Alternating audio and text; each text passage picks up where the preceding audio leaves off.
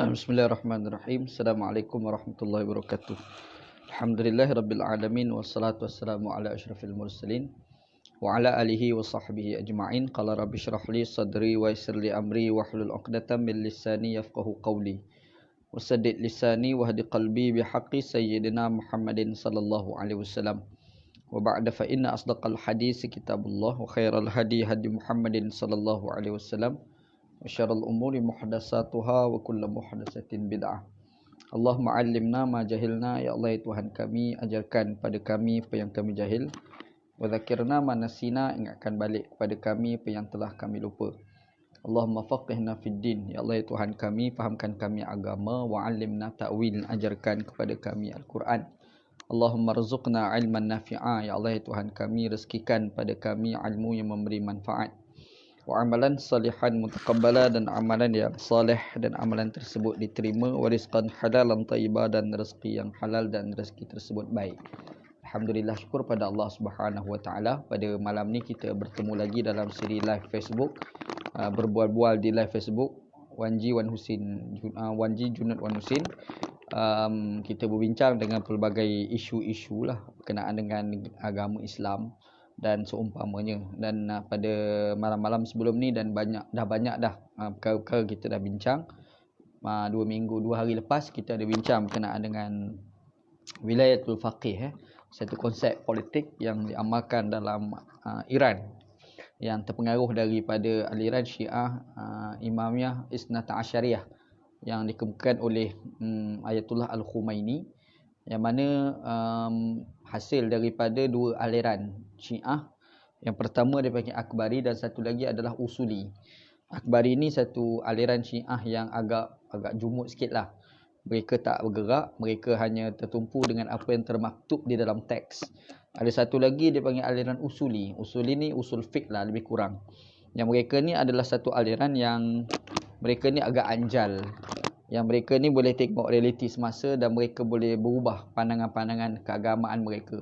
Jadi daripada aliran Usuli itulah yang menyebabkan mereka keluarkan satu pandangan baru, satu pendekatan baru dalam politik Syiah, iaitu dipanggil sebagai wilayatul faqih.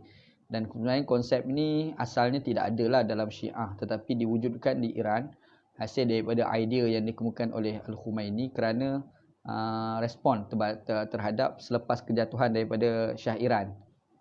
Bila Shah Iran jatuh, ketika itu siapa nak jadi pemerintah? Sebab dalam Syiah ni jadi problem. Nak jadi pemerintah ni dia mesti ada al-imam. Isu ni imam 12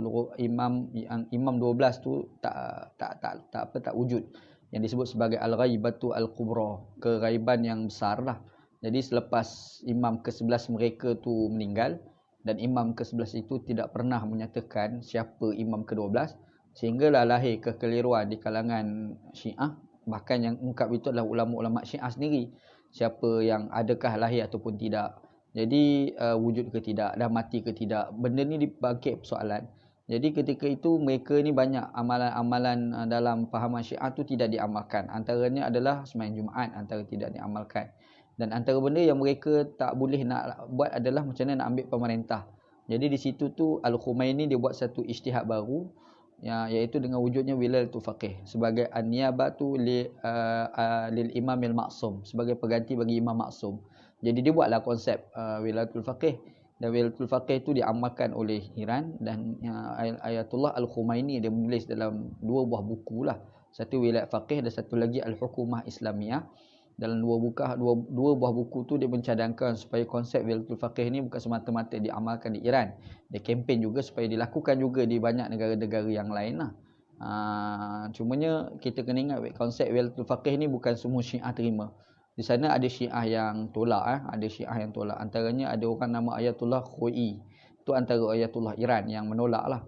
Adalah beberapa yang menolak dan ada yang menyokong. Kalau yang menyokong tu ada nama Murtada Mutahari, dia sokong. Siapa lagi? Yazdi, Ayatullah Yazdi. Dia antara yang sokong lah.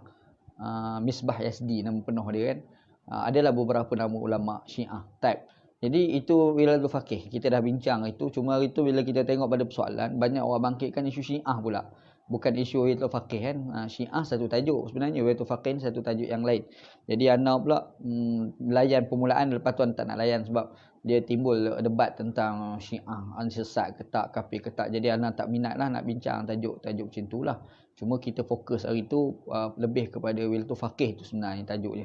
Itu yang kita bincang lepas lah.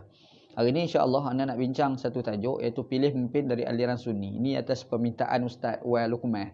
Ustaz Wal Luqman ni dia hantar WhatsApp, dia kata kalau boleh bincang berkenaan dengan konsep Al-Qawi Al-Amin. Inna khaira man istajarta al-qawi al-amin. Malam-malam macam ni nak sedulah apalah.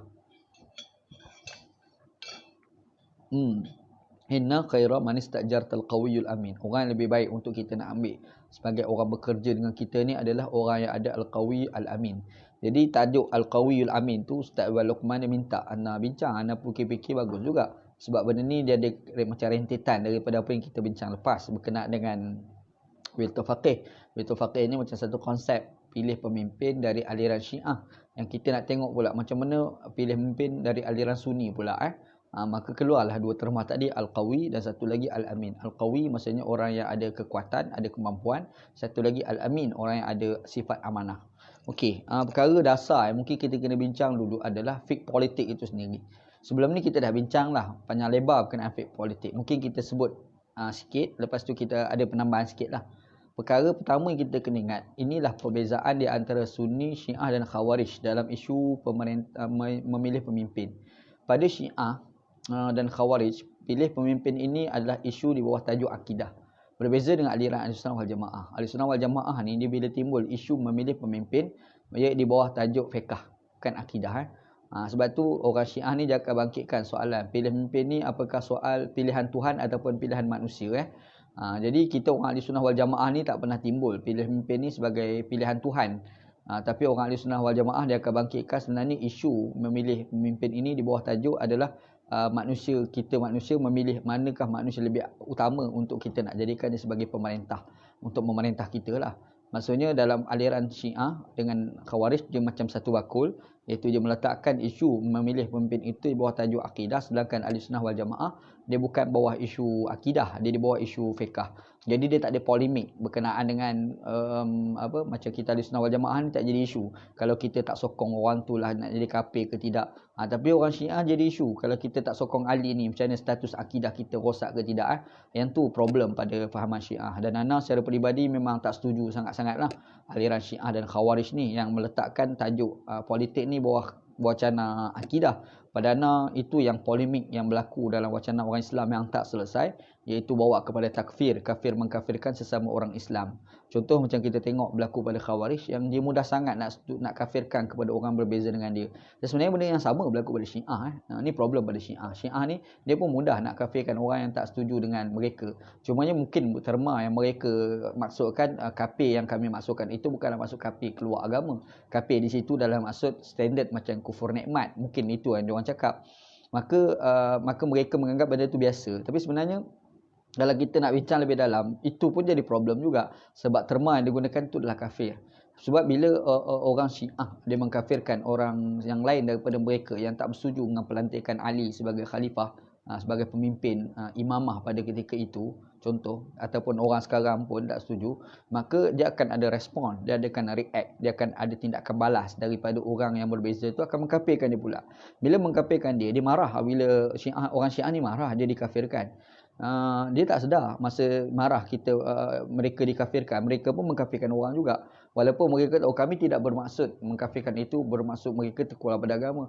Benda yang sama juga yang orang Sunni sebagai contoh mengkafirkan mereka. Orang Sunni berkata, kami bukan maksud mengkafirkan korang, bermaksud kamu keluar pada agama. Tapi korang kafirlah dalam maksud yang kami maksudkan. Last sekali atas terma kafir itu melahirkan perbalahan dalam masyarakat yang tak selesai. Jadi itulah problem politik dalam wacana akidah yang dibawa oleh Syiah dan juga dalam wacana Khawarij. Cuma dalam wacana akidah dalam bentuk Khawarij adalah beza dengan Syiah. Ini terkeluar terus daripada wacana politik dalam kerangka orang Ahlussunnah wal Jamaah. Yang kita tengok wacana politik pada hari ini yang jadi takfir di kalangan orang Sunni kerana mereka ni secara tak langsung telah terpengaruh dengan beberapa pemikiran yang datang daripada Khawarij dan juga Syiah. Itu masalahnya. Contoh macam kita tengok ada pemikiran takfir yang berlaku dalam wacana gerakan Islam pada hari ini. Contoh terpengaruh dengan pemikiran Syed Qutb, terpengaruh dengan pemikiran Abu A'la Al-Maududi. Sebenarnya Abu A'la Al-Maududi dan juga Syed Qutb itu sendiri, mereka ni dalam menafsirkan ayat Al-Quran, wa man lam yahkum bima anzalallah fa ulaika humul kafirun, mereka dah terpengaruh dengan penafsiran yang telah dibawa oleh Khawarij. Jadi disebabkan mereka dah terpengaruh dan diorang cuba serap pemikiran itu dalam kalangan Ahlussunnah wal Jamaah, dan ada orang Ahlussunnah wal Jamaah terpengaruh. Orang yang membaca buku Syed Qutb, orang yang baca buku Al-Maududi ni orang-orang Ahlussunnah, orang Sunni. Bila mereka baca, mereka terpengaruh, maka wujudlah takfir dalam tajuk politik. Maksudnya kita akan nampak kalau orang tu pergi pada wacana politik pure Sunni, amalan takfir ni takkan berlaku dalam wacana politik. Tetapi berlaku juga dalam wacana orang Sunni ni. Sebab apa? Sebab mereka dah terpengaruh dengan pemikiran Khawarij. Begitu juga kadang terpengaruh dengan cara pemikiran Syiah secara tak langsung. Macam kat Malaysia, cuba ambil cara pemikiran Wilayatul Faqih nak adapt dalam kerangka Malaysia. Jadi problem lah. Padahal orang Malaysia itu bukan Syiah, orang Malaysia itu orang Ahlussunnah wal Jamaah, orang Sunni.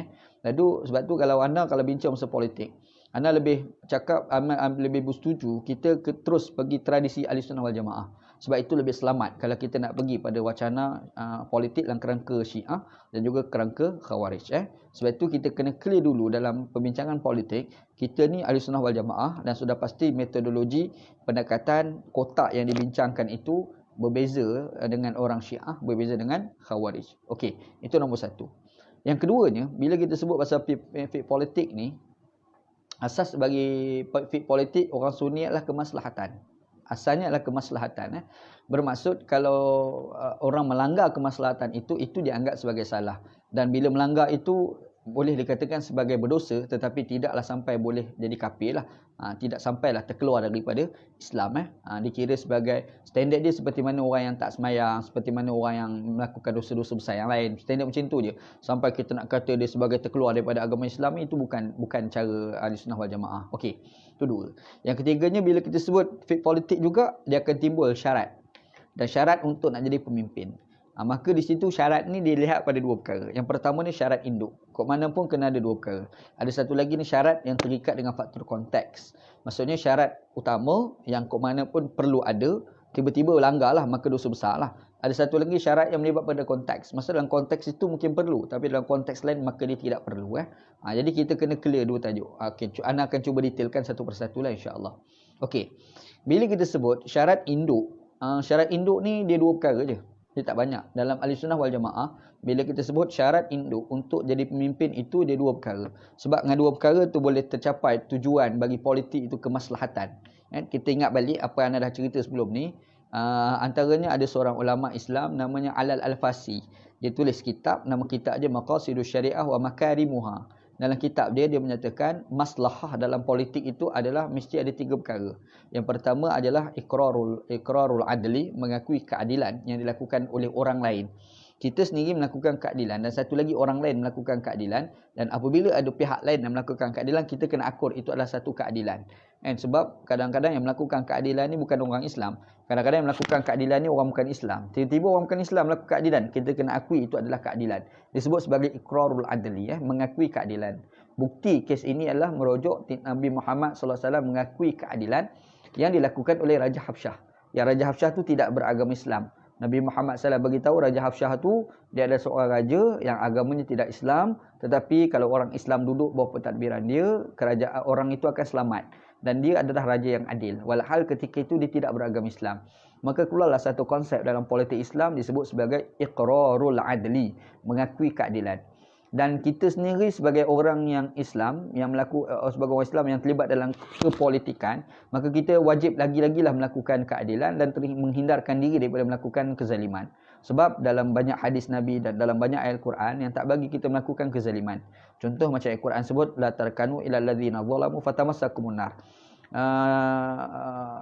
Wala tarkanu ilal ladzina zalamu. Jangan kamu cenderung kepada orang melakukan kezaliman, nanti kamu akan disambar oleh api neraka. Satu. Hadis kursi, inni zalamtu ala nafsi wa ja'altu inni haramtu zulma ala nafsi wa ja'altu bainakum muharraman fala tazalamu. Aku haramkan zalim pada diri aku sendiri dan aku tak bagi kamu melakukan kezaliman, maka sekali-kali jangan kamu melakukan kezaliman. Dalam banyaklah. Jadi kita sendiri tu perlu melakukan keadilan, kita sendiri tu tak boleh melakukan kezaliman, dan ada pihak lain tiba-tiba melakukan keadilan, maka kita kena akui itu adalah satu keadilan. Itu yang pertama, yang dikatakan fiqh politik, yang kemaslahatan dalam fiqh politik. Yang keduanya adalah fiqh politik itu, yang dikatakan politik itu, kata Al-Fasi adalah dia mesti ada ihqaqul haq, berikan hak pada yang berhak.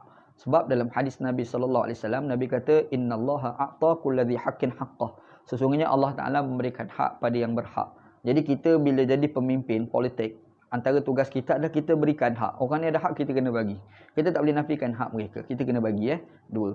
Yang ketiganya adalah tadbir syu'un ar-ra'iyah, mengurus tadbir negara dengan baik. Tiga perkara ni kalau kita berjaya cantum, kita buat, maka dia akan capailah maksud bagi tujuan politik, iaitu kemaslahatan.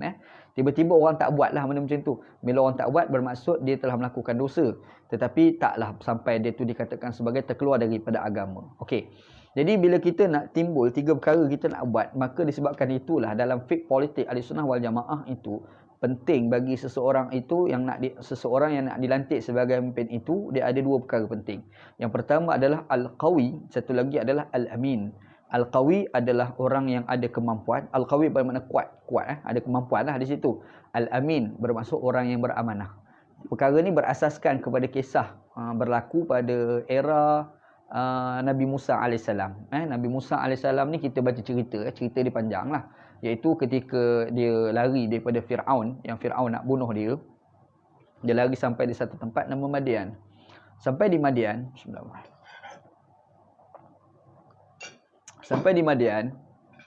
dia jumpa dengan Nabi Syu'aib AS. Asalnya dia jumpa dua orang anak gadis, anak Nabi Syu'aib AS.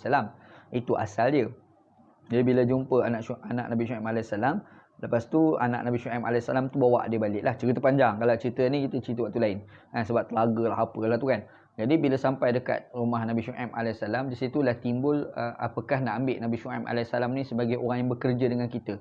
Maka ketika itulah qalat ihdahuma, salah seorang daripada anak Nabi Syu'aib AS berkata, ya abati, wahai ayahku, inna khaira man istajartal qawiyul amin.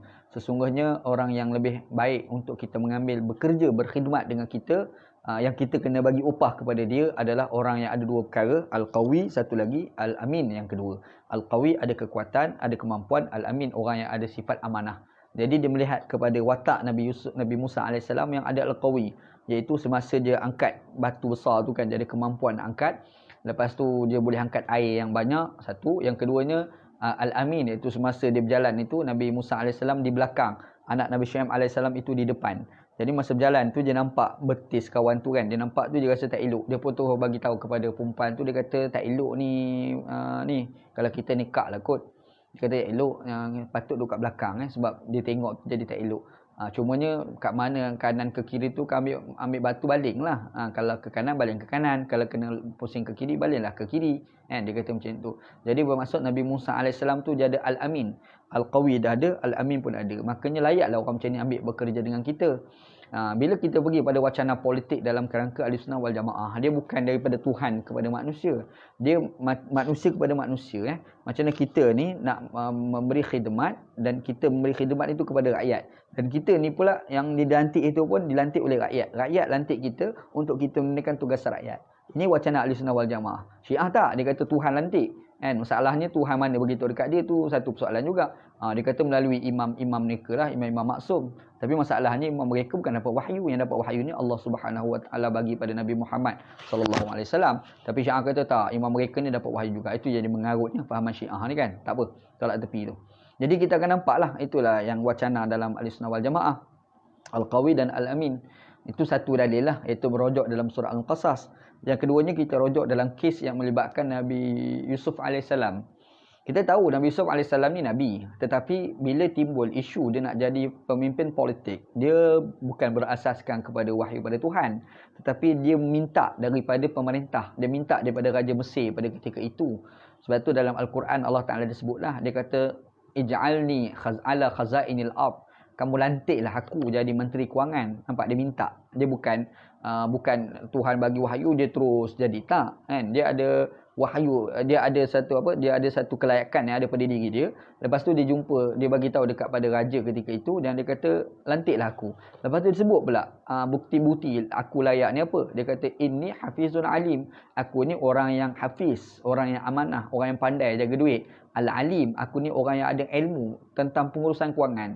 Jadi disebabkan dua perkara, iaitu Al-Hafiz dan Al-Alim. Al-Alim tu kategori dalam menjaga wang itu Al-Qawi lah. Kalau kita dalam isu perang tu mungkin kekuatan tubuh badan, itu kata Al-Qawi. Tapi kalau kita nak mengurus kewangan, yang dikatakan Al-Qawi itu adalah merujuk pada Al-Alim tu, macam mana mengurus kewangan itu. Al-Hafiz maksudnya sifat dia adalah ada sifat amanah. Itu dua. Lepas tu bila kita pergi yang lain pula, apa makna Al-Qawi itu pula? Apa makna Al-Qawi? Ada kemampuan. Al-Qawi ini dia terikat kepada situasi politik. Kalau perang, mungkin perang itu adalah kepakaran dalam ilmu perang. Nak lantik pemimpin dalam kerangka peperangan, maka kita lantik orang yang ada kemampuan dalam strategi perang, kan? Macam contoh dikisahkan dalam Al-Quran yang Allah Ta'ala sebut kisah Talut dan Jalut, peperangan di antara Talut dan Jalut. Allah Ta'ala lantik seorang pemimpin di kalangan Bani Israel yang ketika itu, walaupun asalnya Bani Israel menolak lah, dan akhir sekali memberi kemenangan kepada tentera tu kan, iaitu apabila qad ba'asalakum Taluta malika, Allah Ta'ala lantik lantik ketua perang itu namanya Talut. Lepas tu qalu anna yakuna lahul muluk, macam mana kita boleh lantik dia sebagai ketua, sebagai raja, alaina kepada kami, wa nahnu haqqu bil mulki minhu, sedangkan kami lebih layak, kata kaum Bani Israel lah. Walam yu'ta sa'atan minal mal, sebab Talut ini orang tidak ada keluasan duit, dia tak ada duit. Bila tak ada duit, macam mana nak merintah? Dia kata macam itulah. Tapi kata Allah Ta'ala, innallaha astafahu alaikum wa zadahum bastatan fil ilmi wal jismi. Allah Ta'ala kata Allah Ta'ala dah memilih Talut ni kerana dia ada keluasan daripada sudut ilmu dan satu al-jismi. Badan dia sadar, badan dia sedap lah. Jadi kalau jadi panglima perang, dia kena badan sadar tu. Orang badan kecil macam mana ni tak boleh jadi panglima perang. Sebab nanti musuh tengok, musuh tak takut. Dia kena badan sedap. Bila kita pergi perang tu, musuh jadi takut. Lepas tu ada satu lagi, dia ada bastatan fil ilmi. Ilmu perang tu. Dia ada kemahiran ilmu perang. Badan sadar tapi bodoh tak boleh juga. Nanti kalah juga kan. Jadi itu yang dikatakan sebagai Al-Qawi, yang ada kemampuan itu.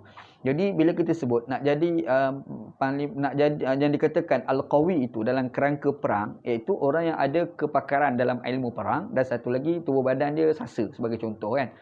Tapi kalau kita pergi dalam kerangka yang berbeza, macam memerintah negara, apakah tajuk sasa tu penting? Mungkin tak penting.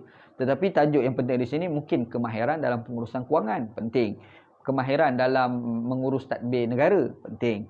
Kemahiran dalam berinteraksi dengan komunikasi rakyat, penting. Kemahiran dalam kemahiran dalam media, penting. Sebagai politik kontemporari pada hari ini, itu yang dikatakan sebagai al-alim, itu yang dikatakan sebagai al-qawi, itu yang ada kemampuan. Al-amin ni umum lah, sifat amanah, sifat beramanah, tak rebat duit orang. Dan kita ni pula beramanah itu bukan semata-mata sistem yang menghalang kita daripada merembat, bahkan kita sendiri tu ada kesedaran untuk tidak merembat harta rakyat. Sebab kalau kita tengok contoh dalam negara pada hari ini, kalau dia tu tidak ada sifat amanah, walaupun ada SPRM, walaupun ada PC, macam-macam ada, PAC sebagai contoh, ada apa lagi, kalau kat negeri-negeri tu mungkin dia ada Hisbah sebagai contoh, apa lagi, macam-macam lah, Selcat tak Selcat tu kan, ada. Tetapi kalau dia tu ada dia tidak ada sifat beramanah, kadang-kadang yang ada semua apa institusi-institusi ni pun tidak tidak membentuk diri dia untuk tidak menyebabkan rembat itu tak berlaku. Dia tetap berlaku juga rembat itu walaupun ada sistem. Sebab apa? Sebab sistem, dia tu sendiri tu tidak ada sifat beramanah. Jadi bermaksud pemimpin itu dia tu mula jadi memang ada sifat amanah. Sifat beramanah, di samping ada sistem-sistem yang telah diciptakan, institusi-institusi yang dibuat untuk tidak membuka ruang orang untuk tidak beramanah. Jadi pentinglah bagi seorang pemimpin politik itu dia kena ada sifat hafiz ataupun sifat amanah. Satu lagi sifat alim, ada pengetahuan kalau kerangka sekarang, dan alim itu bawa maksud al-qawi lah, yang ada kemampuan dalam pentadbiran. Okey, maksudnya di sini kalau kita tengok daripada ayat Quran ni, dalam aliran Ahlussunnah wal Jamaah, bila menyebut sebagai pemimpin politik, dia mesti ada al-qawi dan al-amin. Itu syarat induk. Tapi di sana jadi satu lagi tajuk yang dibincang dalam kitab-kitab Ahlussunnah wal Jamaah, iaitu syarat-syarat yang terikat dengan konteks. Contoh macam kita baca dalam buku kitab yang ditulis oleh Al-Imam Al-Mawardi, namanya Al-Ahkam As-Sultaniyah. Dalam kitab itu dia menyatakan beberapa syarat-syarat untuk nak jadi khalifah. Dan kalau kita tengok pada hari ini, kalau kita ikut syarat-syarat tu memang tak boleh dibuat. Tapi sebenarnya yang dia kemukakan syarat-syarat itu, apakah itu syarat induk ataupun itu syarat-syarat yang berkait dengan konteks? Itu satu masalah. Contohnya, dalam kitab Al-Mawardi itu dia menyatakan pemimpin itu mesti di kalangan orang Quraisy. Pemimpin itu mesti di kalangan orang Quraisy, kata dia. Sebab apa? Sebab merujuk kepada beberapa hadis Nabi sallallahu alaihi wasallam yang mana Nabi Muhammad pernah kata al-a'immatu min Quraisy. Pemimpin itu daripada Quraisy. Al-Mawardi dia sebut syarat ni dalam kitab dia. Cuma bila kita fikir, kalau hari ni kita merintah dekat Malaysia, nak cari Quraisy mana? Mana ada orang Quraisy dekat Malaysia ni kan? Kalau kita tengok calon-calon Perdana Menteri yang kita tawarkan pun bukan orang Quraisy. Contoh kalau sebelum ni orang tawarkan kepada Tun Dr. Mahathir, bukan orang Quraisy. Mamak Anwar Ibrahim, mamak siapa lagi? Sekarang ni Muhyiddin, bukan mamak, orang Johor, orang Melayu kan? Nak kata Quraisy memang taklah, mereka bukan Quraisy. Tapi bila Nabi Muhammad kata al-a'immatu min Quraisy, pemimpin itu daripada Quraisy, sebenarnya kenapa boleh dijadikan sebagai syarat oleh Al-Imam Al-Mawardi? Bila kita cek balik, rupa-rupa syarat itu ditentukan kerana Al-Mawardi menulis dalam konteks Abbasiyah. Sebab Al-Mawardi ni adalah qadi kepada hakim, dia adalah ketua hakim, kita panggil apa, AG lah, AG Abbasiyah pada zaman tu. AG, kalau sekarang ni AG kita panggil kan, ketua, dia panggil apa, ketua hakim boleh panggil istilah tu kan. Jadi AG Abbasiyah pada ketika itu, dan Abbasiyah tu adalah Quraisy, maka disebabkan itulah dia mensyaratkan nak jadi khalifah itu mesti Quraisy. Satu maksudnya konteks Abbasiyah. Kita nak adapt dalam kerangka Osmaniyah dah tak relevan dah, sebab Osmaniyah tu dia bukan Quraisy. Tak orang nak laksanakan dalam kerangka selepas daripada era Osmaniyah lagilah tak. Lebih-lebih lagi dalam pengamalan politik kontemporari yang mengamalkan demokrasi, lagi-lagilah nampak tak layak. Tapi sebenarnya Imam Al-Mawardi disyaratkan begitu tu kenapa? Sebab dalam kerangka Abbasiyah. Abbasiyah. Okey, satu. Antara lain, kalau kita tengok antara syarat dia mesti di kalangan orang mujtahid. Itu lagi tak dapat. Nak cari mujtahid mana? Kalau kita tengok, sebenarnya dia adalah duk mari dalil-dalil tu lah. Cumanya bila dia sebut mujtahid tu, kita kena tengok konteks yang bagaimana kan, konteks pemerintah politik yang bagaimana. Apa lagi, disyaratkan mesti lelaki sebagai contoh, jadi perempuan tu tak boleh. Jadi apa asasnya? Dia pergi pada hadis Nabi sallam lah. Nabi kata lan yufliha qauman walau amrahum imra'atan. Tidak berjayalah satu kaum kalau lantik orang perempuan sebagai pemimpin. Jadi syarat itu yang ditetapkan itu, apakah syarat yang induk ataupun syarat itu sebagai syarat yang melibatkan pada konteks. Bila kita tengok syarat yang dikatakan mesti lelaki itu, dia syarat melibatkan pada konteks. Bermaksud dalam aliran Ahlussunnah wal Jamaah, melantik orang perempuan sebagai pemimpin ini bukan satu masalah besar sebenarnya. Kalau Syiah mungkin jadi masalah, sebab mereka menganggap bahawasanya pelantikan pemimpin itu mesti wahyu daripada Tuhan. Kan? Wahyu tu yang namakan sebagai al-imam itulah imam maksum. Ahli sunnah tak ada, sunni tak ada benda macam tu. Jadi bila tak ada macam tu, timbul persoalan, boleh ke tidak orang lelaki nak jadi pemimpin? Tak jadi isu, okey je, tak ada masalah. Lebih-lebih lagi sandaran yang mengatakan tak boleh itu pun ada perdebatan dalam kalangan ulama-ulama Islam. Macam hadis, lan yufliha qaumun walau amrahum imra'atan, tidak boleh kita, tidak akan menjadi satu kaum kalau lantik perempuan sebagai pemimpin tu kan. Hadis tu sendiri tu besar perdebatan dalam kalangan ulama-ulama Islam, ulama dulu dan ulama kontemporari. Antaranya debatnya tentang sanad. Didapati sanad hadis ni semuanya bermuara kepada seorang perawi namanya Abu Bakrah. Jadi bila dah seorang nama Abu Bakrah, kita pergi cek pula Abu Bakrah tu sendiri pun ada problem. Dia tu sendiri ada problem yang pernah melakukan qazaf, menuduh zina kepada orang lain. Lepas tu dia gagal mendatangkan 4 orang saksi dan dia dikenakan 80 sebatan. Dalam Al-Quran pula Allah Taala kata la tuqbilu lahum syahadatan abada. Orang yang telah menuduh qazaf ni walaupun disebat sebanyak 80 sebatan, penyaksian dia sudah tidak boleh terima sampai bila-bila. Dan Abu Bakrah ni dia pernah melakukan qazaf. Jadi tiba-tiba dia meriwayatkan hadis yang Quran kata tidak boleh terima penyaksian orang yang melakukan qazaf ni sampai bila-bila. Makanya riwayat Abu Bakrah itu ada sebilangan ulama menolak, ada ulama tolak. Sanad ada problem. Kita pergi pada matan. Matan tu pula sebenarnya Nabi Muhammad SAW sebut dalam kerangka Kisra Farsi. Iaitu ada seorang raja Farsi yang dia ni anak ni fikir bila nak ambil pemerintahan bapa. Bapa tak mati-mati. Last sekali dia racun bapa dia mati. Bila matinya bapa, naiklah anak lelaki. Anak lelaki tu bila jadi pemerintah, lepas tu dia pergi ke almari bapa, dia cari maklumat-maklumat kerajaan, dia jumpa ada satu bekas air, minuman. Dia tak tahu air apa, rupa-rupa air tu air beracun. Dia minum, dia pula mati. Bila mati, yang kena jadi pemerintah tu adalah adik dia pula, dan adik dia adalah perempuan, bukan lelaki. Jadi adik dia naik jadi sebagai pemerintah kerajaan pada ketika itu, dan berita Ibnata Kisra tu, anak perempuan Kisra jadi pemerintah tu sampai kepada pengetahuan Nabi Muhammad SAW. Bila Nabi Muhammad SAW dapat tahu, Nabi Muhammad pun ungkap perkataan lan yufliha qaumun walau amrahum imra'atan. Tidak berjaya sesuatu kaum lantik orang perempuan sebagai pemimpin. Kaum di sini ni merujuk pada orang Parsi, bukan merujuk pada orang Islam. Ini tafsiran dalam kalangan ulama. Walaupun di sana adalah tafsir kaum tu termasuk juga orang Islam. Cuma di sana ada tafsir kata tak bukan merujuk pada orang Islam. Konteksnya merujuk pada Raja Kisra tu. Jadi ada tafsiran sebegitu Bila ada tafsiran sebegitu, maksudnya tafsiran mengatakan merujuk khusus untuk Kisra kerajaan Parsi pada ketika itu. Tiba-tiba nak adapt dalam kerangka orang Islam, maka terikat pada konteks lah. Kalau sekiranya orang perempuan itu lebih layak, maka nak lantik dia tak jadi isu pun. Sebenarnya lah itu wacana dalam kalangan Ahlussunnah wal Jamaah. Jadi bermaksud bila kita tengok wacana-wacana politik dalam kerangka Ahlussunnah wal Jamaah, Syiah, Khawarij, kita akan nampak ada perbezaan. Wacana Ahlussunnah wal Jamaah, perkara penting bagi seorang pemimpin itu dia ada 2 perkara. Induk dia 2, Al-Qawi, dan satu lagi adalah Al-Amin. Dia ada kemampuan, satu lagi dia sifat amanah. Lepas tu yang lain tu, dia mesti mujtahid ke tidak. Itu melibatkan kepada konteks. Perempuan ke tidak, konteks. Apa lagi? Quraisy ke tidak, konteks. Ada firasat. Dikatakan pemimpin itu mesti ada firasat. Itu pun konteks. Apakah pemimpin politik itu mesti orang ada firasat yang tinggi? Tak semestinya. Pun begitu, ada di sana ulama, ada sebilangan ulama mensyaratkan pemimpin itu mesti ada firasat. Dia mesti ada pandai membaca tu. Maksudnya, dia kalau orang jumpa dengan dia tu, dia tengok orang duk bercakap tu, dia boleh agak. Orang ni nak main politik ke, orang ni jujur ke tidak. Dia kena ada kemahiran itu.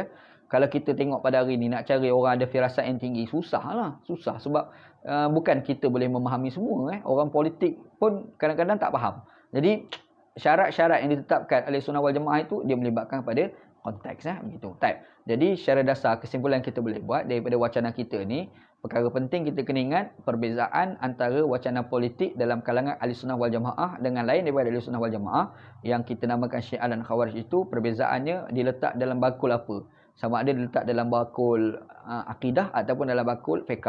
Kalau orang Syiah, politik itu dalam bakul akidah. Kita Ahlussunnah wal Jamaah diletak di bawah bakul fiqh. Satu. Yang keduanya, dalam Ahlussunnah wal Jamaah ni dia akan meletakkan asas politik itu adalah kemaslahatan. Jadi bila sebut kemaslahatan tu, maka ditimbul macam mana nak menjayakan kemaslahatan, mesti dia ada 2 perkara penting. Satu, Al-Qawi dan Al-Amin. Al-Qawi dan Amin ni adalah syarat induk bagi seorang pemimpin. Tapi di sana kadang-kadang ada beberapa syarat yang terikat dengan konteks. Antaranya adalah mesti Quraisy sebagai contoh. Itu konteks. Maksudnya kalau wacana hari ni dalam kerangka Malaysia, Quraisy tak Quraisy tak penting dah. Kalau lantik Quraisy tapi bangang nak buat apa? Menyusahkan orang kan. Kita lantik yang ada kemampuan. Contoh. Lepas tu laki ke perempuan sebagai contoh. Ini tak jadi isu. Mujtahid ataupun tidak. Firasat ataupun tidak. Itu semua syarat-syarat yang terikat kepada konteks. Begitu. Itulah lebih kurang yang anda boleh bincang pada malam ni berkenaan dengan politik dalam kerangka Ahlussunnah wal Jamaah begitu. Wallahu taala alam. Wallahu a'lam. Okey, anda rasa anda tengok pada persoalan-persoalan pada kawan-kawan. Anda cuba jawablah sekadar boleh insya-Allah. Haji Yusri Ibrahim. Assalamualaikum. Salam. Waalaikumsalam. Alhamdulillah Alwi terbaik. Azlina Badaruddin, terima kasih Ustaz. Satu ilmu bermanfaat. Alhamdulillah. Steven Sam. Salam Syekh. Bila boleh jumpa Syekh? Lama dah teringin nak jumpa. Lepas PKP boleh jumpa, tak ada apa pun. Sekarang nak keluar pun tak boleh. Keluar nanti kena tangkap. Kalau kita menteri tak apa. Masalah kita bukan menteri. Okey. Yap. Terbaik Ustaz Manji. Sama. Tajuk Rare. Syafari Abdul Azam. Azhar Sulaiman. Satu soalan. Adil tu pada neraca apa Ustaz? Kadang-kadang adil pada mata orang bukan Islam. Tapi sebaliknya pada Islam. Ana dah bincang tentang adil sebelum ni. Cuba enter tengok live Facebook Ana sebelum-sebelum ni. Ana dah bahas panjang lebar apa itu adil dalam wacana orang Ahlussunnah wal Jamaah. Sebab adil ni selalu kita akan kata adil orang Islam dengan orang bukan Islam ni tak sama. Kita tanya beza dekat mana? Adil di kalangan orang bukan Islam ni sama rata. Lepas tu adil dekat orang Islam ni meletakkan satu pada tempatnya. Kita katalah, kita tanya baliklah sebenarnya yang mengatakan definisi adil orang Islam berbeza dengan orang bukan Islam ni siapa kata? Yang tu penat nak jawab. Lepas tu siapa kata adil dalam maksud sama rata itu bukan wacana Islam? Itu pun satu persoalan. Al-Imam An-Nasafi dalam kitab tafsir dia menyatakan, tafsir An-Nasafi, dia menyatakan adil itu dalam kalangan orang Islam adalah sama rata. Yang kata tu Imam An-Nasafi. Lepas tu kalau kita bangkitkan pula, adil itu adalah meletakkan satu pada tempatnya. Persoalannya siapa yang buat definisi itu? Takrif itu siapa buat? Pemula. Definisi ini memang diterima ramai dalam banyak kitab-kitab Ahlussunnah wal Jamaah pun ada. Cuma bila kita tanya siapa yang buat definisi, sebab satu definisi, satu takrif itu dia mesti ada pembuat. Siapa yang buat definisi itu? Dan sifat bagi definisi itu mesti al-jami' dan al-mani'. Itu kaedah dia kan. Tak apa, tak penting. Cuma yang kita bangkitkan siapa buat? Bila kita cek yang ada definisi ini dikatakan daripada Ali bin Abi Talib dan diambil daripada mana satu kitab, nama kitab tu Nahjul Balaghah. Kitab Nahjul Balaghah ni kitab Syiah, bukan kitab Ahlussunnah wal Jamaah. Macam mana pula? Kita pun jadi problem. Nak terima tak nak terima. Qardawi punya definisi adil tak sama dengan orang lain. Qardawi punya definisi keadilan adalah memberikan hak pada mereka berhak. I'ta' kulladhi haqqin haqqah. Qardawi kata, bila kita tanya wacana orang bukan Islam tentang keadilan, mereka pun bersetuju yang dikatakan memberikan hak pada yang berhak itu adalah keadilan. Itu kena baca Rawls, baca Rawls. Cuba baca A Theory of Justice. Dia tulis orang barat. Tengok definisi dia tentang apa itu keadilan kan. Jadi kalau kita kata keadilan orang bukan Islam berbeza dengan orang Islam, siapa yang kata macam tu? Kalau dia kata tu apa asasnya mengatakan begitu Jadi anda rasa orang yang mengatakan keadilan orang Islam, definisi keadilan Islam dan bukan Islam tu sebagai berbeza, anda rasa dakwaan itu tak tepat. Dia mungkin kurang pembacaan. Dia kena baca banyak lagi. Cuba tengok baca pula ada satu kitab namanya Al-Itar fi Fiqhil Muwazanat. Penulis tu nama Dr. Abdul Rabbin Nabi. Tebal kitab dia lebih kurang 500-600 muka surat. Ada, rumah mana ada. Anda baca lama dah buku tu. Dia punya definisi keadilan adalah al-muwazanat, fi muwazanat. Itu anda dah bincang panjang lebar dah tu Azhar Sulaiman. Anda pergi tengoklah live Facebook anda sebelum ni tentang wacana tersebut. Wallahu a'lam. Salam, kat Malaysia ni ada ke pemimpin Islam yang bertanding PRU PRK yang bukan aliran Sunni? Mohon penjelasan. Belambok Muhammad Awal Haji Syafiq. Pemimpin Islam yang bertanding PRK itu bukan aliran Sunni. Yang bukan aliran Sunni. Kafir pun dia. Lingua Ang. Lepas tu kafir belaka tu. Dan Sunni dia tak jadi isu sangat. Kalau ada isu pun dia tak besar. Kalau wacana Ahlussunnah wal Jamaah. Yang jadi problem besar ni Syiah. Syiah memang ada problem. Nak terima orang bukan Islam boleh ke tidak dalam wacana politik. Kita buka kitab Ahlussunnah dia yang dulu mungkin jadi isu lah sebab dalam kerangka dinasti, dalam kerangka monarki. Tapi kalau kita pergi dalam wacana demokrasi, kita buka kitab-kitab Ahlussunnah wal Jamaah, tak jadi isu pun. Qardawi antara yang tak jadi isu, kita nak lantik orang bukan Islam untuk jadi pemimpin. Serupa juga Rashid Ghanushi antara ulama Islam Sunni yang tulis benda macam ni. Dia kata okey, kalau kita baca yang lain, Hasan Turabi jadi satu kitab, ada kitab kat rumah nah. Dia pun kata okey, tak ada masalah. Syekh Muhammad Al-Ghazali daripada Mesir pun okey, tak ada masalah. Cuma kalau pergi wacana Syiah ada problem lah. Pergi wacana Khawarij ada problem lah. Kan? Cuma dia kata orang kafir tak boleh la yatakhidul mu'minun al-kafirin awliya minul mu'minin, contoh. Dia kata tidak boleh seorang mukmin itu melantik orang bukan, tidak boleh orang mukmin itu mengambil orang kafir sebagai wali lain daripada orang beriman. Kita kata macam tu kan. Sebenarnya Quran tu tidak boleh dibaca dengan satu ayat, dia kena gabung ayat-ayat yang lain. Benda ni pernah dinyatakan oleh Qaradawi dan juga Al-Qurahdari. Al-Qurahdari dia ada tulis dalam buku dia yang bertajuk Islam apa tajuk, tak ingat nama kitab. Islam Rahmat apa, macam itulah tajuk buku tu. Ada terjemahan bahasa Melayu dah, tapi anda baca yang Arab tu. Dia sebut dalam buku dia, dia kata dalam aliran Sunni jangan baca satu teks hadis, tetapi kita kena baca hadis digabung dengan hadis-hadis yang lain, digabungkan juga dengan ayat Quran yang lain. Supaya juga bila kita baca satu ayat Quran, kita jangan terus tafsir dengan satu ayat Quran. Kita kena baca pula ayat Quran yang lain, kita kena baca juga hadis yang lain untuk mengukuhkan pemaknaan terhadap ayat tersebut. Jangan kita baca satu terus simpulkan. Masalah kita dah guna metodologi khawarij tanpa kita sedar. Satu Quran terus letak hukum. Inilah berlaku pada orang isma. Kadang-kadang dia kata tak boleh sebab ayat Quran ni. Ya memang ayat Quran, janganlah baca satu, cuba baca pula ayat-ayat yang lain. Macam mana penafsiran ulama terhadap ayat itu? Qaradawi kata ayat itu perlu dibaca dengan surah Al-Mumtahanah ayat ke-8 dan ayat ke-9, yang mana Allah Ta'ala nyatakan bahawasanya yang dikatakan orang yang tak boleh kita nak lantik jadi pemimpin itu, orang bukan Islam tak boleh jadi pemimpin itu, jika dia menyerang agama Islam dan mengeluarkan orang Islam daripada kerajaan orang Islam. Kalau dua perkara itu tak ada, maka tak termasuk dalam maksud ayat yang kata la yattakhidhul mu'minuna al-kafirin awliya minal mu'minin. Okey, kalau kita faham naratif itu, maksudnya dalam wacana orang Ahli Sunnah wal Jamaah, isu orang lantik pilihan raya sebagai contoh, kita undi orang bukan Islam, tak jadi isu sangat pun. Tapi kalau pergi wacana Khawarij, ada problem lah. Pergi wacana Syiah, ada problem lah. Masalah kita bukan Syiah, kita bukan Khawarij, kita Ahli Sunnah wal Jamaah gitu. Itu maksudnya. Wallahu a'lam. Wallahu a'lam. Assalamualaikum warahmatullahi wabarakatuh. Jamaah Ashraf Zamri, Ustaz ulas sikit hadis pertolongan Allah bersama jemaah. Jemaah tu sendiri tu kita kena definisikan apakah makna jemaah. Kan ada kupas dah sebelum ni. Jemaah ni dia bukan mesti kelompok tertentu. Anda dah bahas dah tentang makna jemaah sebelum ni. Dalam live Facebook sebelum ni anda dah bahas tentang apa itu jemaah. Jemaah ni kita jangan ada nampak jemaah ni satu himpunan organisasi, tak. Yang kata al-jamaah ni adalah al-haqu, kebenaran itu.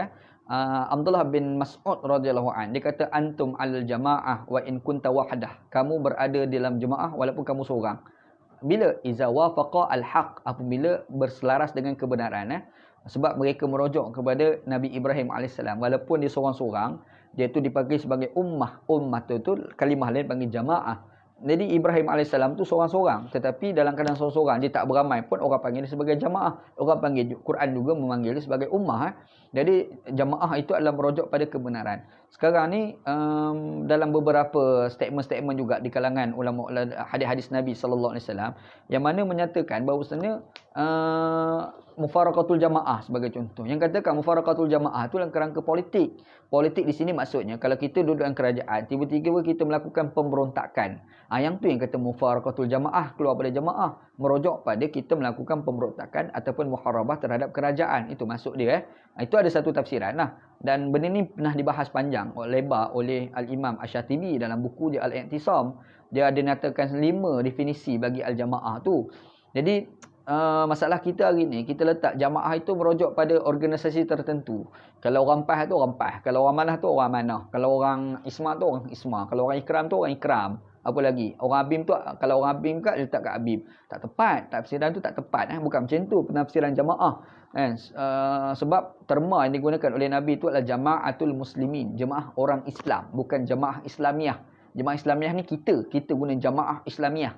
Jemaah Islamiah tu terma kita punya terma. Terma yang dibawa oleh Nabi itu jama'atul muslimin, jemaah orang-orang Islam.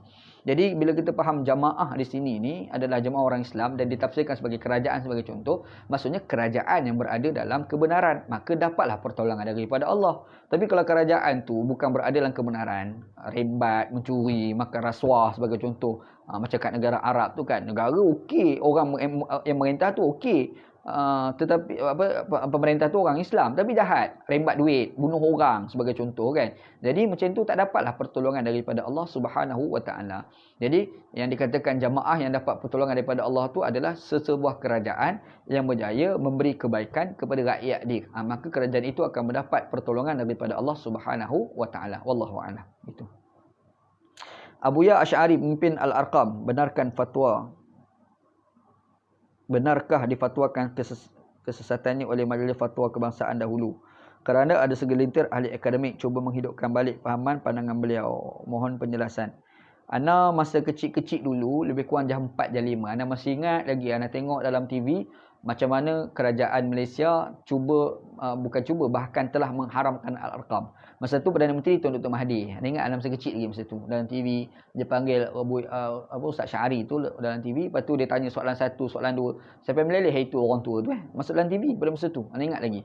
Jadi memang kerajaan Malaysia pernah mengharamkanlah mengisytiharkan sesat kepada Al-Arqam lah. Hari ni orang nak hidup sebenarnya, kalau kita tengok sebenarnya pengamalan kerajaan itu sendiri secara tak langsung telah mengamalkan apa yang dibawa oleh Al-Arqam. Secara tak langsung lah, bukan secara langsung. Iaitu apabila kita dah bawa geng Habib masuk dalam wacana-wacana Islam di Malaysia. Habib tu pula bukanlah salah pada Habib tu, tapi ada beberapa konsep yang diamalkan oleh Habib itu, seperti berzikir di kubur lah apa tu, itu diamalkan oleh Al-Arqam dulu kan. Apa lagi yang mereka berselawat, berdiri, bergerak badan tu kan, menari, itu Al-Arqam buat tu. Cuma kita sekarang dah ambil dah cara Arqam, cuma tak namakan sebagai Al-Arqam. Konsep tarekat tu pun dah ada dah. Kita dah terima, Malaysia ada amal dah. Dan ada ustaz-ustaz kita pertahankan pula lah. Bukan atas nama Al-Arqam, tapi atas nama lain. Tapi sebenarnya kandungan tu tak jauh beza dengan apa yang dibawa oleh Al-Arqam. Itu dah berlaku sebenarnya kat Malaysia. Dan mereka nak bawa tak buat tu mereka punya pasal lah. Tapi Ana tak bersetuju lah. Ana secara pribadi memang tak setuju. Tapi kalau mereka nak buat, itu hak mereka. Itu luar daripada kemampuan kita. Wallahualam. Boleh tak kita memilih bukan Islam sebagai pemimpin? Ana dah kupas dah tadi. Kan? Perdebatan ayat Quran tu Ana dah kupas dah tadi. Ya, mohon pendapat Ustaz tentang isu yang mengatakan lebih baik Muslim yang rasuah, tidak adil jadi pemimpin dari bukan Islam, dari pemimpin bukan Islam. Ana dah kupas sebelum ni tentang perkataan Al-Imam Ibnu Taimiyah. Dikatakan sebagai Ibnu Taimiyah tak cakap lah. Ana dah kupas dah sebelum ni. Cuba enter pergi live Facebook Ana sebelum ni. Ana kupas tentang apabila ada ungkapan innallaha yansuru daulatan adilah wa in kanat kafirah wala yansurullahu daulatan zalimah wa in kanat mu'minah. Allah Taala tolong negara yang adil walaupun negara itu bukan Islam sekalipun, dan Allah Taala tidak tolong negara yang zalim walaupun negara itu Islam sekalipun. Lepas tu ada orang dakwa ini datang pada Syiah. Ana dah buat mari dah beberapa statement yang bukan Syiah, sebelum pada Syiah tu dah ada dah. Antara yang kata tu adalah Al-Imam Fakhruddin Ar-Razi. Dalam mengupaskan ayat yang ke-117 daripada surah Hud. Anda dah kupas, cuba anda pergi pada live Facebook anda sebelum ni.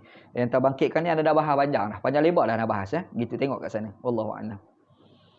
Haji Yusri Ibrahim, ada ancaman kemustahan kalau letak bukan ahli untuk satu-satu jawatan. Nabi Muhammad SAW sendiri sebut dalam hadis, iza wusidal amru ila ghairi ahlihi fantaziris sa'ah. Apabila disandarkan satu urusan itu bukan kepada orang yang berkelayakan, maka tunggulah saat kehancuran. Jadi kita orang ahli sunnah wal jamaah yang dikatakan kelayakan itu apa dia? Dua perkara. Yang pertama adalah al-qawi dan satu lagi adalah al-amin. Begitu. Wallahu a'lam. Maidarus Newcastle, isma sama dengan iksim ke Ustaz? Adik-beradik tu lebih kurang. Isma lain, iksim tu lain. Cumanya cara wacana dia orang bawa ni lebih kurang. Selesa ni diorang ni menyerang orang. Dia menyerang. Anda antara mangsa serangan, dan kadang-kadang mereka menyerang tu pada benda yang tak tepat. Bila kita ajak wacana, diorang tak nak. Ajak jumpa tak nak. Ajak wacana public apa masalah? Yang kau tuduh aku tak tu pasalnya apa kes? Itu kita wacana lah sebenarnya. Kat mana problem pada wacana-wacana kita bawa? Kat mana salahnya? Kita buka kitab, korang buka kitab, apa masalah? Sama-sama buka kitab lah. Tapi diorang tak nak. Itu masalah dia. Gitu. Wallahualam. Saya pernah dengar orang tafsir hadis pemimpin adalah dari Quraisy. Orang itu kata sebab tu kena pilih orang Melayu Islam sebagai pemimpin, sebab majoriti Melayu majoriti dan paling terpengaruh. Sama macam Quraisy majoriti dan pengaruh. Kita kena faham nombor satu, Al-A'immatu min Quraisy ni bukan dibawa oleh Al-Imam Al-Mawardi, tetapi dikritik hebat oleh Al-Imam Ibn Khaldun. Anda pernah tulis panjang lebar berkenaan dengan kritikan Al-Imam Ibn Khaldun terhadap apa yang diungkapkan mesti di kalangan Quraisy. Sebenarnya bukan Ibn Khaldun je, ada di kalangan ulama Asy'ariyah yang mengkritik juga, iaitu Abu Bakar Al-Baqilani. Dia pernah kritik lah Al-A'immatu min Quraisy tu. Dan benda ni telah dirungkaikan panjang lebar oleh Al-Imam Ibn Khaldun dalam buku dia Al-Muqaddimah. Jadi antaranya wacana tu adalah, anda tak apa nak ingat sangat, lebih kurang macam ni. Al-A'immatu min Quraisy ni dia adalah isu wasail. Dia dalam fiqh ni kita kena faham dua perkara. Yang pertama dia panggil maqasid dan satu lagi dia panggil wasail. Maqasid ni adalah tujuan, wasail ni mekanisme untuk nak capai tujuan. Okey. Macam mana Kalau spontan macam ni tak apa nak ingat sangat. Sekarang ni tujuan kita melantik pemimpin di kalangan Quraisy yang dibawa oleh Al-Mawardi itu adalah kerana faktor Abbasiyah. Faktornya adalah Abbasiyah. Jadi Abbasiyah itu dikatakan sebagai kuat. Bila dianggap sebagai kuat, maka Al-Mawardi kata kita kena lantik Quraisy supaya Abbasiyah itu tak goyang. Tapi pernah tak kita fikir, Abbasiyah itu pernah dijatuhkan. Dan yang naik itu adalah Osmaniyah. Osmaniyah bukan Quraisy. Bila Osmaniyah tu naik, dia menjatuhkan Abbasiyah. Apakah di situ tindakan Osmaniyah itu sebagai haram? Tak, diiktiraf oleh ulama kerajaan Osmaniyah. Walaupun Osmaniyah itu bukan Quraisy, bukan Quraisy, tapi tak ada masalah dilantik.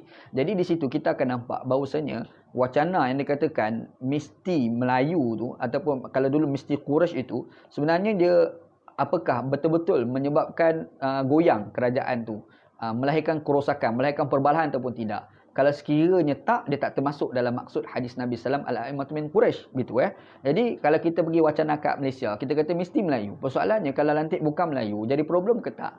Kalau sekiranya jadi problem, bolehlah kata ya. Tapi kalau sekiranya tak jadi problem, okey je, tak ada masalah apa pun. Maka ia tidak termasuk yang dimaksudkan itulah. Sebenarnya memang pernah dibahas oleh Al-Imam Al-Mawardi, tetapi kita kena ingat wacana itu tu telah dikritik oleh Al-Imam Ibn Khaldun dalam kitab dia Al-Muqaddimah, dan diwak mari juga pandangan yang lain daripada dia, iaitu pandangan Abu Bakar Al-Baqilani dalam mengupas perkara tersebut gitu. Wallahu a'lam.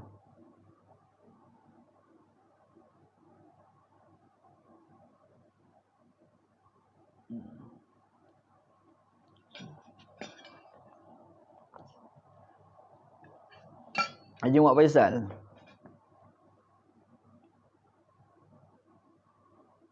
Kita boleh pilih pemimpin bukan Islam sekiranya mereka tak lawan Islam. Di Malaysia ni macam mana Ustaz? Dah berlaku dah Pulau Pinang. Tak ada apa pun. Bahkan Pulau Pinang sentiasa update bajet untuk orang Islam selalu bertambah tiap-tiap tahun. Jadi kalau kita nak kata tak boleh, macam mana kita dah buat dah? Kita dah buat dah sebenarnya. Kat Malaysia ni dah diamalkan dah. Kalau kita tengok kadang-kadang compare antara negara barat dengan negara orang Islam, kebajikan orang Islam lebih terjamin dekat negara barat. Bahkan orang-orang pelarian ni, pelarian Syria itu kan, dia orang ni tak nak masuk pergi ke Saudi pun tak nak pergi kat Sweden, nak duduk kat Kanada. Padahal negara-negara macam tu negara orang bukan Islam. Maksudnya kebajikan orang Islam, keperkembangan Islam berlaku di sana dengan lebih baik. Mereka tak alam pun. Dan Malaysia pun serupalah. Kita tengok kat Malaysia pun, contoh tak jadi isu pun, okey jalan. Yang kata tak elok ni musuh Pakatan tu je, dia bising. Dia bila dia cakap tu kadang kita tengok propaganda je, bukanlah betul pun dia cakap kan. Macam orang serang pada kerajaan Pulau Pinang dulu. Bila kita tengok betul ke Pulau Pinang halang orang sembahyang? Tak ada pun, okey je masjid. Yang isunya adalah orang Islam tak pergi sembahyang jemaah. Itu je, bukan masalah kerajaan dia halang. Kerajaan tak halang pun, kerajaan dia biar je orang nak sembahyang. Tak ada apa pun. Bahkan kerajaan dia bagi pula bajet kewangan untuk nak masjid lah, nak apa tu kan. Kerajaan dia bagi duit. Padahal kerajaan Pulau Pinang tu mungkin dia orang bukan Islam Jadi kalau kita timbul dekat Malaysia, sebenarnya Malaysia ni dah amal dah pun. Antaranya kerajaan Pulau Pinang tu lah. Begitu. Bila PH pemerintah, PAS dan UMNO kata DAP lawan Islam. PAS kata betul ke mereka lawan Islam? Ataupun sebenarnya mereka lawan PAS, maka PAS tuduh lawan Islam. PAS tu bukan Islam. PAS tu PAS lah. Islam lain. Islam satu tajuk. PAS tu satu tajuk yang lain begitu. Tolak PAS tidak bermaksud tolak Islam kan. Ana antara yang tak bersetuju dengan PAS, apakah ana sudah tak bersetuju dengan Islam? Takkan nak kata macam tu. Agak-agak lah. Aku ni Islam ni sembahyang 5 waktu apa cukup lah ni. Puasa Ramadan lagi kan. Begitu. Tuduhan lah. Amanah PKR akan kata DAP tak lawan Islam. Sama juga BN dan PN. Yang ada MCA dan MSC. Mereka anggap tak lawan Islam. Nampak macam-macam. Ini masalah politik lah. Bukan real lah. Kita tengok real. Real lah macam mana. Orang kata negara barat lawan Islam. Betul lah ke? Yang kita tengok Islam kat sana lagi kuat berkembang. Kalau nak compare dengan Malaysia, dekat barat tu Islam lagi kuat berkembang. Macam kita ada pernah post beberapa video kat barat. Macam mana orang barat dekat gereja dia panggil orang Islam tolong azan dalam gereja. Boleh berlaku. Kalau kita kata anti-Islam, kenapa dia boleh panggil orang Islam pergi azan dalam gereja? Jadi kalau kita kata anti apa dia bagi izin? Jadi bukan anti lah kat situ. Dia bagi peluang juga pada orang Islam bergerak dengan baik. Gitu. Wallahu a'lam. Salam, maaf terlewat dengar. Saya nak tanya pendapat Ustaz. Dalam Islam kalau kita memilih pemimpin yang tak baik tapi kuat berbanding pemimpin yang baik tapi lemah. Kita kena pilih pemimpin yang boleh mencapai tujuan bagi politik, kemaslahatan, itu yang paling penting. Jadi makanya bila kita nak dapat pemimpin yang nak mencapai tujuan itu, kemaslahatan itu, dia bukan mesti orang kuat sembahyang jemaah. Kadang-kadang sembahyang jemaah kuat tapi bodoh, tak reti merintah. Itu tak boleh lantik jadi pemimpin. Ada orang tu sembahyang jemaah tak adalah jaga sangat. Sembahyang 5 waktu gitu-gitu je buat kan. Kadang-kadang lewat, tapi dia ni mampu untuk memberi kemaslahatan pada rakyat. Maka itu lebih layak kita lantik jadi pemimpin, begitu. Abu Zar Al-Ghifari pernah minta jawatan daripada Nabi SAW. Nabi kata, la tutlubul imarat, jangan minta jawatan. Innaka da'if. Kamu tu, Abu Zar ni orang baik tapi lemah. Ni Abu Zar Al-Ghifari tu, innaka da'if, kata Nabi. Kau tu lemah, Abu Zar. Lemah. Tapi nak kata dia jahat, tak, dia baik. Semayang bagus, ibadat dia bagus, Abu Zar Al-Ghifari. Tapi Nabi Muhammad kata jangan minta jawatan, innaka da'if, kamu tu lemah. Jadi kita kena lantik pemimpin yang mampu, bukan pemimpin yang baik tadi. Baik semayang tu lah. Gitu. Wallahu a'lam. Malaysia idea DAP, tanya DAP. Tanya DAP. Ana tak berapa nak setuju juga konsep tu, tapi pergi tanya DAP.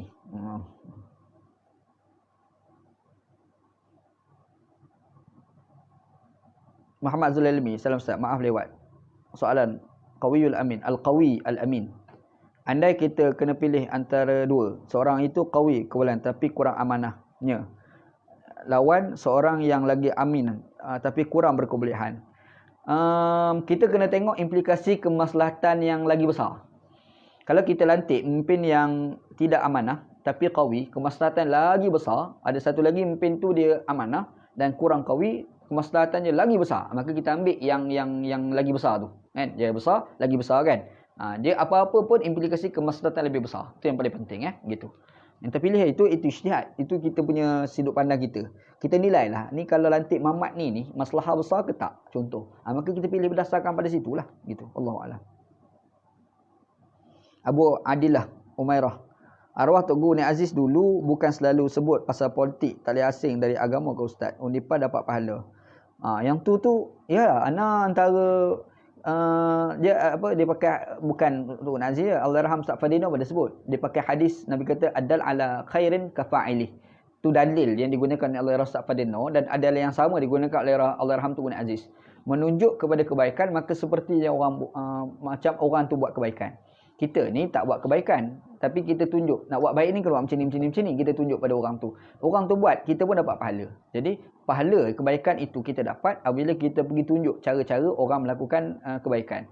Okey, isu dia sekarang kita nak undi PAS ke, undi parti mana ke, betul ke parti itu menunjuk kepada kebaikan? Itu satu soalan. Bila dia merintah itu, betul ke dia merintah itu boleh memberi kepada kebaikan kepada rakyat? Kalau betul boleh buat kepada kebaikan, maka kita undi itu atas asas dia boleh buat kepada kebaikan. Isu dia sekarang dia merintah dah lama dah tapi tak ada kebaikan. Lepas tu dia kata undi kami dapat pahala. Tak betul lah macam tu.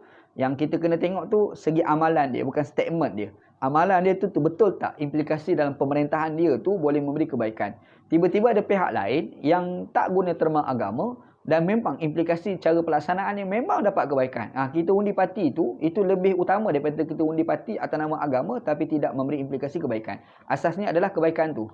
Sebab dalil yang digunakan oleh Allahyarham Tok Guru Ni Aziz dan oleh Allahyarham Ustaz Fadino tu adal ala khairin kafa'ilih. Orang yang menunjuk kepada kebaikan itu pahala dia macamlah orang yang buat tu juga.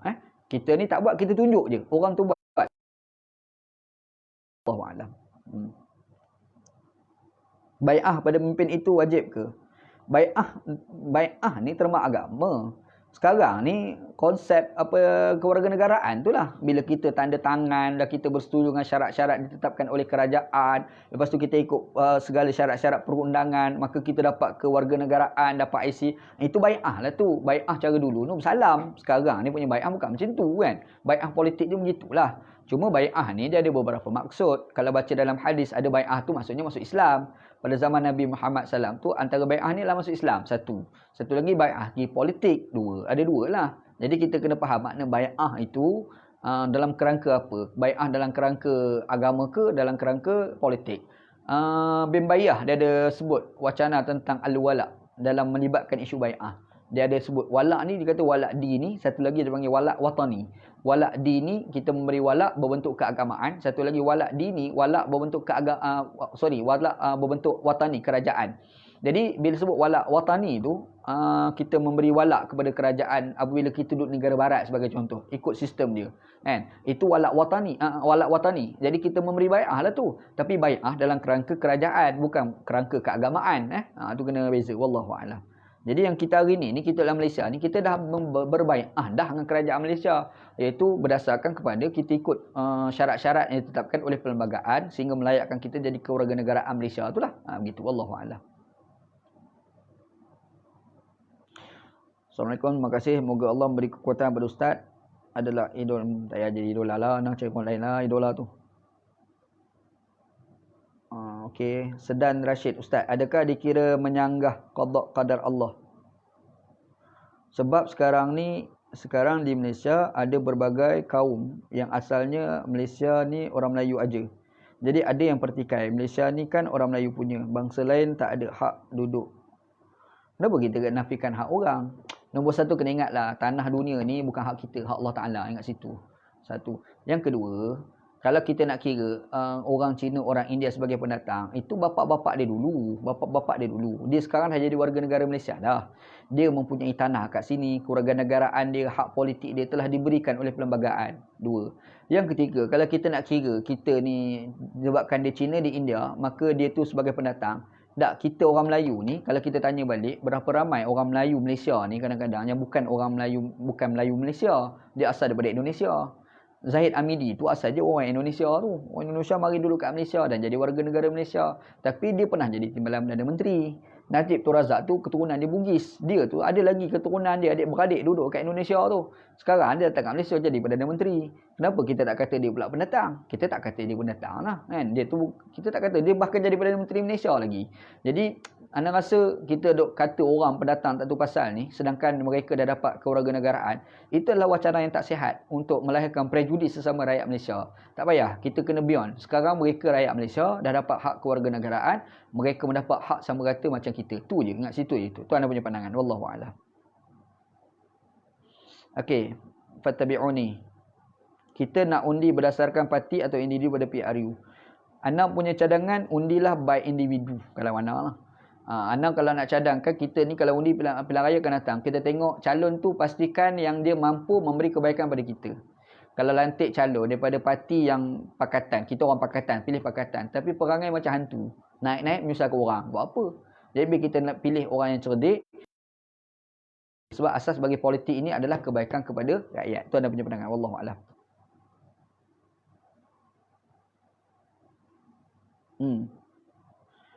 Qurratul ain, susah tu, situlah timbul konsep ijtihad. Ijtihad tu kita kena fikir, kita kena buat kajian, tengok penyelidikan, itu konsep ijtihad.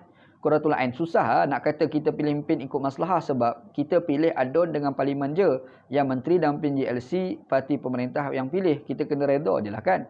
Itulah, betul ada konsep ijtihad. Setiap kita ni kena ada berijtihad.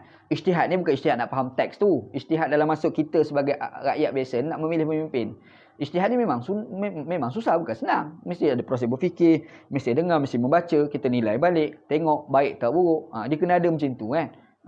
Anda rasa itulah ruang nak dapat pahala dalam berpolitik, kita sebagai rakyat. Macam itulah.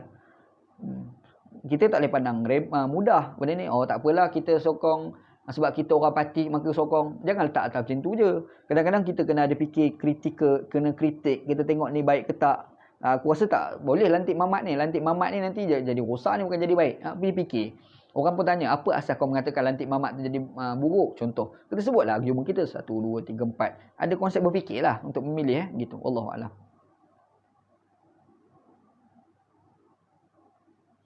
Abdullah Osman, Yahudi dan Nasrani tak redha sehingga kita mengikut mereka. Walan tarda angkal Yahudi walan Nasara hatta tattabi'a millatahum. Kita faham elok ayat tu. Tidak akan redha terhadap kamu Yahudi dan Nasrani hinggalah mereka ikut kamu. Ayat Quran. Okey, soalan dia, Nabi Muhammad musuh tak dengan semua Yahudi? Adakah Nabi Muhammad musuh dengan semua Nasrani? Kita kena ingat, Nabi Muhammad SAW pernah berbaik dengan seorang Nasrani. Masa tu dia belum Islam lagi, kemudian masuk Islam lah, alhamdulillah. Tapi masa tu dia tidak Islam lagi. Nabi baik dengan dia, namanya Ali bin Hatim. Baik, okey, kawan, tak ada apa. Ada juga orang Yahudi yang Nabi Muhammad kawan baik, namanya Abdullah bin Surya. Dia masuk Islam, dikatakan dia murtad pula, jadi Yahudi balik. Nabi kawan baik dengan dia, Abdullah bin Surya. Ada pula satu lagi, Abdullah bin Salam. Cuma last sekali dia masuk Islam lah, Alhamdulillah. Bahkan jadi sahabat Nabi besar. Masa dia bukan Islam, Nabi Muhammad baik dengan dia. Dan dia ni seorang padri Yahudi. Jadi kalau kita kata, walan tarda angkal Yahud, apa tu? Nabi berkawan tu. Macam mana pula? Lepas tu kita kena faham, ayat Quran tu maksud dia apa? Ayat Quran tu, dia cerita tentang attitude yang tak boleh redha dengan orang. Walaupun asas kebenaran. Orang Yahudi pada zaman Nabi Muhammad, bukan semua Yahudi, ada Yahudi tertentu yang kalau kita bagi hujah yang benar, dia tak nak ikut. Dia tak nak ikut. Kecuali kita ikut dia, pun kita ikut. Okey, perangai tu ada tak pada orang Islam? Ada. Orang parti politik pun ada. Kan? Kalau orang tu orang PAS sebagai contoh, aku takkan redha selagi mana kau tak ikut PAS. Itu perangai Yahudi Nasrani. Orang amanah, dia ada sifat, aku takkan redha kecuali kamu ikut amanah. Itu perangai Yahudi Nasrani. Kalau kita orang PKR, macam mana orang-orang PKR, ahli PKR, ana takkan redha dengan orang kecuali orang tu ikut PKR. Itu perangai Yahudi. Tak boleh lah. Itu yang masuk alan tarda angkal yahudu wala nasara hatta tattabi'a millatahum. Kita pergi adapt ayat tu kerana politik tak tepat. Ayat tu bukan cerita ayat politik. Ayat tu bukan ayat politik, Ayat walan tarda angkal yahudu wala nasara tu bukan ayat politik. Itu adalah ayat attitude orang yang tak boleh dengar orang walaupun orang tu benar. Tak boleh dengar. Kecuali ikut aku dulu. Baru nak dengar. Tak boleh. Itu yang masuk ayat Quran. Entah kena letak ayat tu pada tempat yang betul. Faham betul-betul ayat tu. Jangan letak pada tempat yang salah. Sayyidina Umar bin Al-Khattab, dia pernah kata. Sayyidina Umar ke? Sayyidina Umar ke atau Abdullah bin Umar? Dua tu lah anak bertukar. Sama ada Sayyidina Umar kata ataupun yang kata tu anak kepada Sayyidina Umar, nama Abdullah bin Umar. Dia kata antara problem besar berlaku pada orang-orang Khawarij adalah apabila mereka meletakkan ayat pada kotak yang salah. Apabila mereka meletakkan ayat yang cerita tentang orang mukmin di kotak orang kafir, ayat yang tentang kafir diletak dalam kotak orang beriman. Itu sudah salah. Sebab tu kita kena faham betul-betul ayat tu supaya kita tak meletakkan dalam kerangka yang salah. Wallahu a'lam. Tu komen Ana. Anda kita pilih pemimpin yang khianat memerintah. Bila dia buat sesuatu kemungkaran yang melibatkan mudarat pada, adakah kita juga menanggung dosa? Dosalah. Kenapa dia lantik mamat berkhianat tu? Tak boleh lah. Itu pada simple, Syekh. Entah kena fikir. Kalau dia lantik, kita lantik dia, kita tahu. Dia ni kalau naik memang mudarat. Kita pergi lantik juga. Kita pilih dia juga. Kita lah berdosa sebab lantik dia tu menyebabkan berlaku kerosakan dalam negara. Sebab tu kita letak asas tadi. Lantik politik pemimpin itu berasaskan kepada kemaslahatan. Implikasi dia apa? Politik ni tengok implikasi. Kalau lantik mamat ni implikasi dia maslahah ke tak maslahah? Itu point dia begitu. Allahu'alam. Kontrak sosial. Adakah dikira bai'ah daripada kaum Cina dan India? Perlembagaan lah. Nak rasa perlembagaan. Kontrak sosial ni macam sampingan bagi perlembagaan. Sebab kita tak boleh selesai dengan perlembagaan, maka kita buatlah kontrak sosial. Tu je kan. Nak kata bai'ah tu, pada ana bai'ah tu pada perlembagaan tu. Itu bai'ah tu. Itu anu punya komen lah. Wallahu'alam. Wallahu'alam. Okey, ada lain tak? Ada lagi tak?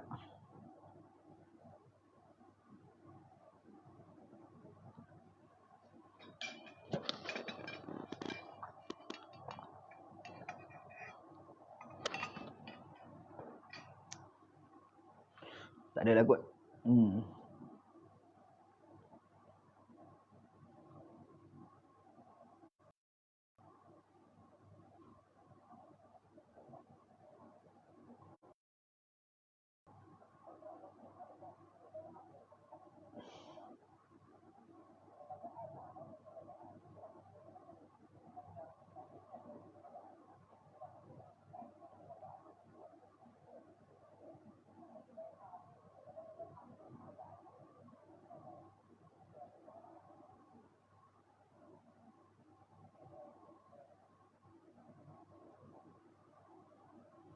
Bid Haris.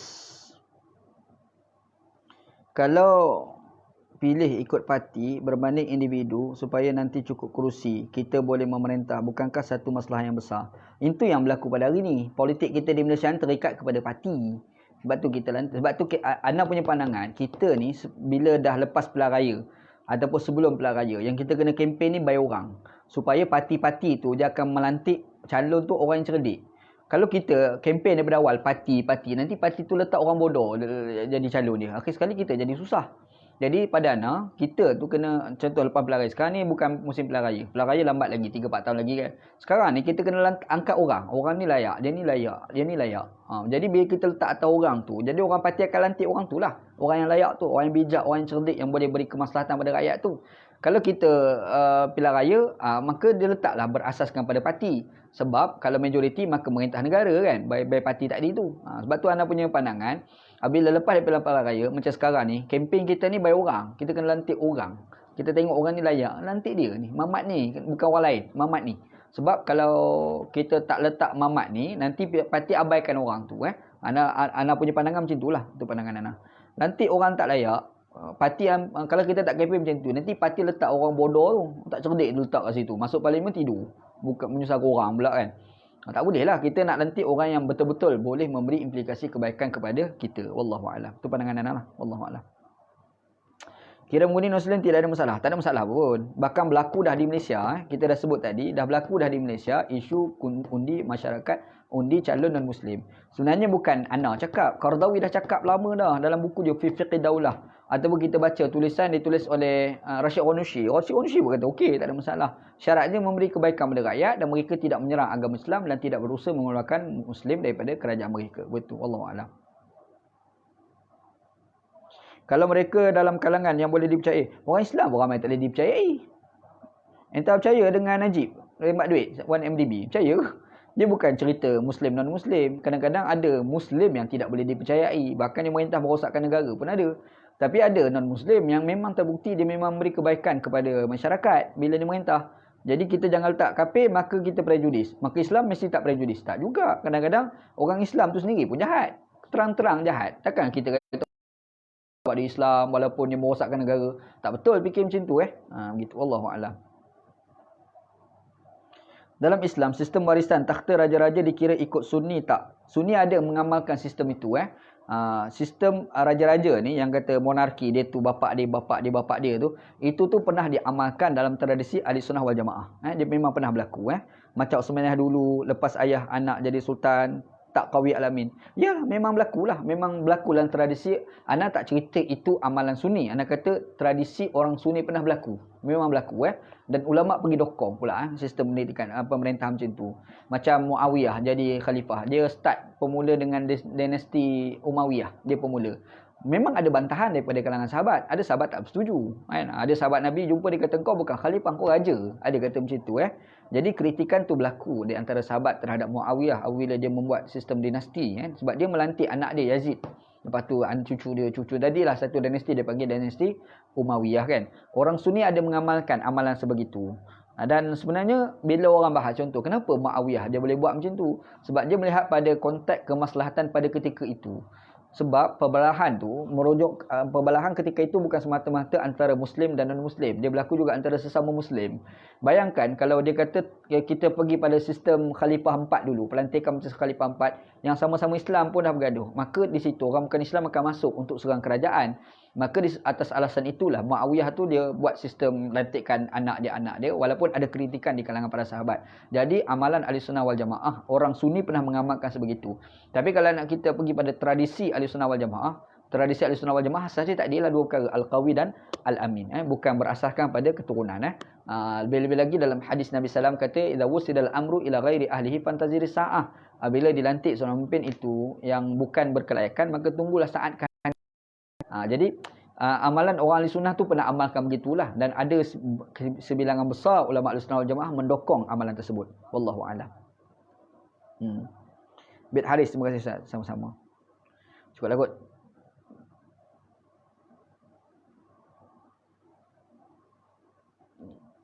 Sebelah suku.